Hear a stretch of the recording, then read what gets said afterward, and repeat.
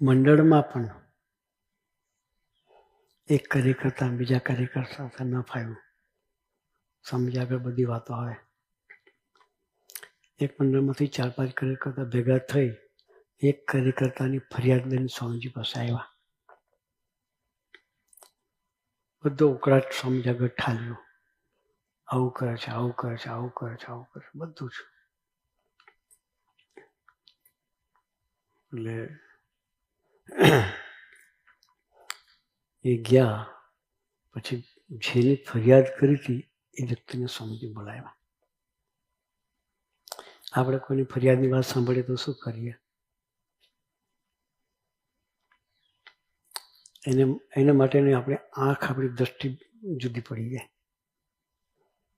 પણ સ્વામીજીએ એ વ્યક્તિને બોલાવી, રૂમમાં ગયા, બેઠા. સ્વામીજી પેલી ફરિયાદ માની એકેય વાત ના કરી. એને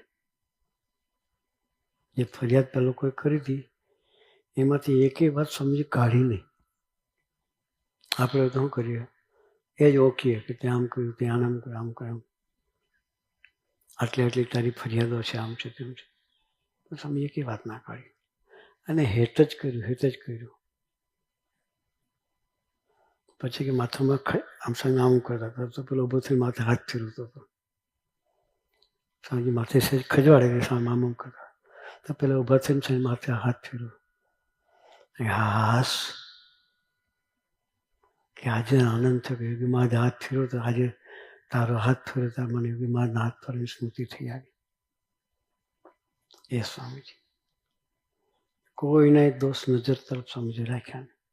એને પ્રેમ આપ્યો, પેલાને સાંભળીને એને સંતોષ. એટલે કોઈના દોષ સ્વામીજી નજરમાં લીધા હોય તો આપણને સ્વામી સાથે હેત ના થાત. એટલે સ્વામીજી કહે છે કે આપણને કોઈના દોષ જોવાનો અધિકાર નથી. જોનારા બેઠા છે.